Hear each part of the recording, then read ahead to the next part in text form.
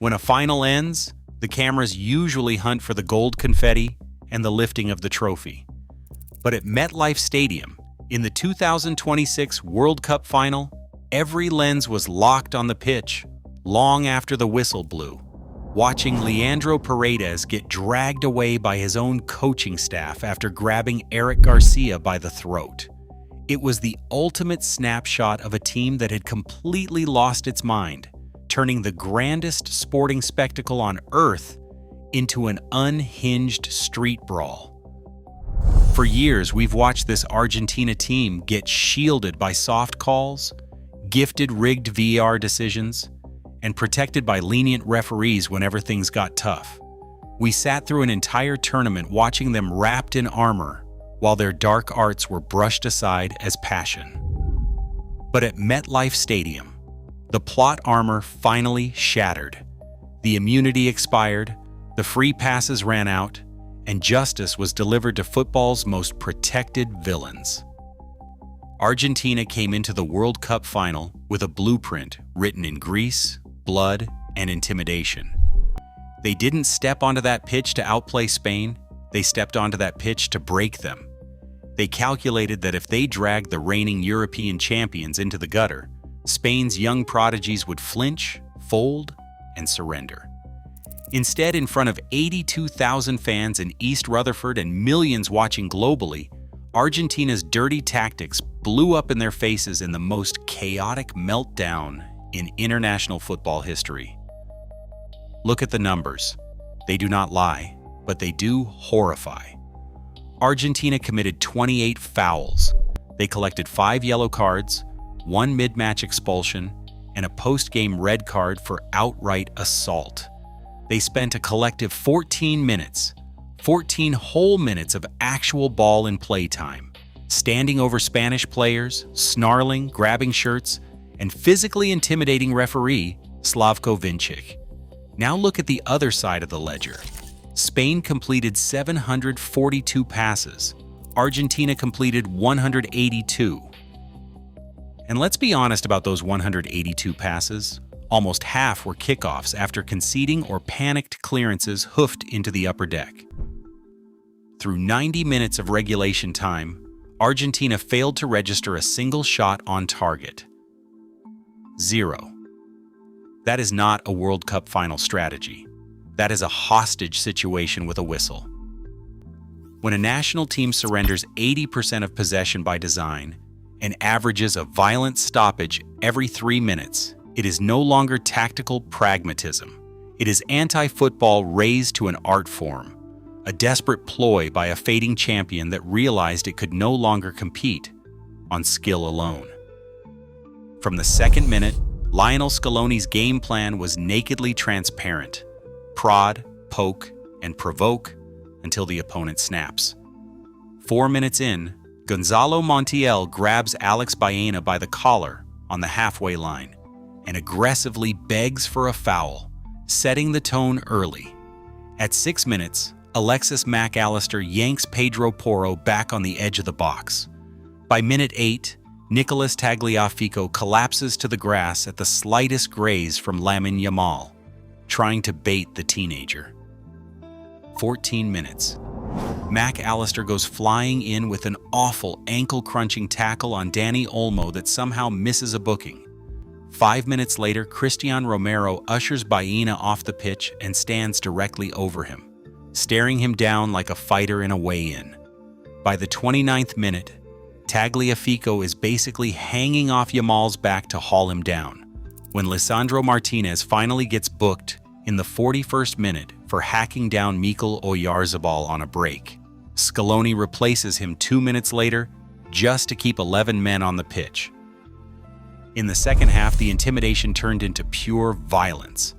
51st minute, Leandro Paredes mindlessly shoulder charges Rodri off the ball, then thuggishly shoves Olmo to the grass during the ensuing scuffle to earn a card. 5 minutes later, Julián Álvarez leaves an elbow in Aymeric Laporte's face. By the 76th minute, Paredes flies boots first into Mikel Merino. A minute later, Álvarez shoves Pedri twice in midair to ruin a goal-bound shot. In In the 81st minute, Giuliano Simeone runs up behind Marc Cucurella and drives a brutal elbow straight into the defender's back. Then came the complete collapse of Enzo Fernández. 82nd minute, Enzo gets booked for screaming abuse and throwing his hand in anger at the referee. 2 minutes later, he drags down Marino on a break and physically blocks the quick free kick. 93rd minute. Deep in stoppage time, with the game tied 0-all, Enzo loses his mind. Pau Cubarsí clears the ball along the touchline, and Enzo launches himself airborne with both feet off the turf. He sends the 19-year-old into a mid-air cartwheel, then amazingly pleads his innocence as he is shown a second yellow and sent off in disgrace. And in the absolute center of this unhinged circus stood Lionel Andres Messi. Normally a silent, drifting ghost, Messi spent the match using every trick in the book to manipulate the official. In the 91st minute, he deliberately ran straight into Laporte to buy a late free kick in a dangerous area. Then came the absurdity in the 94th minute. Right after Enzo's horror tackle, Messi orchestrated his teammates to swarm referee Slavko Vincic. Messi furiously demanded a direct red card for Marc Cucurella, claiming the Spanish defender covered his mouth with his hands while speaking. Cucurella had put his fingers to his lips for less than a second, yet the Argentine captain insisted it was a send-off offense. It was a surreal sight. The greatest player to ever lace up boots reduced to playing the tattletale, begging for petty technicalities while his own midfield turned the pitch into an open-air brawl. If you needed absolute proof of how rigged the officiating felt for 90 minutes, look no further than the 96th minute of extra time. Nico Williams pokes the ball into the back of the net for Spain. Clean strike, fair play, game over. Except Nicolas Otamendi, realizing he was completely out of position, flings himself into the air and screams in theatrical agony. The reason? Mikel Merino's stud grazed the top of Otamendi's boot milliseconds before the ball crossed the line. It was a soft, exaggerated dive that should have been laughed out of the VAR room. Instead, the referee chalked the goal off, gifting Argentina yet another lifeline, while Emi Martinez stayed rolling on the grass to buy time. It felt like the same old story. Argentina protected by technicalities, diving, and officiating leniency. Simeone followed up by taking a diving leap like a salmon before Cucurella even touched him. Tagliafico collapsed after being barely grazed by Ferran Torres, triggering a massive brawl where Scaloni ran over to escalate a touchline non-incident. In the 108th minute, Paredes barged straight into Marino's legs mid-air with a tackle that could have ended a career. But football has a poetic way of punishing the cynical. In the 106th minute of extra time, with 10-man Argentina running out of cheap tricks, Spain's passing carousel did what it always does. It found the crack in the wall. A crisp, clinical volley from 6 yards out hits the back of the net. The dam breaks. Dibu Martinez is beaten at last. When the final whistle blew, Argentina's self-control evaporated entirely. Leandro Paredes charged across the pitch, grabbing Eric Garcia by the throat and shoving him to the turf before ripping Gavi's training bib off his chest. Scaloni was forced to tackle his own players on the pitch to stop a full-blown riot, and Vincic issued Paredes a post-game red card, making him one of the few players in history sent off after the World Cup final had already ended. Argentina tried to turn the grandest stage in world sport into an industrial street fight. They tried to bully, kick, dive, and manipulate their way to another trophy. For 90 minutes and beyond, they relied on intimidation and referee protection to cover up the fact that they were being systematically played off the park. They wanted the world to believe that their hostility was legacy, that their violence was heart, and that their gamesmanship was tactical brilliance. Instead, the night ended with their reputation in tatters.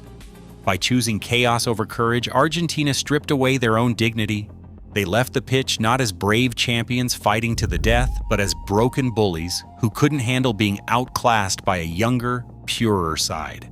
The images of Paredes choking opponents, Enzo Fernández flying recklessly into teenager shins, and Messi desperately begging for phantom red cards will live forever as the ultimate cautionary tale of modern football. In the end, even the soft calls, the tactical dives, and the VAR rescues couldn't save them from their own decay. The dark arts ran out of road. The bullies were exposed, outclassed, and sent home in utter disgrace. Football didn't just win on this night, it survived. Now I want to hear from you in the comments down below.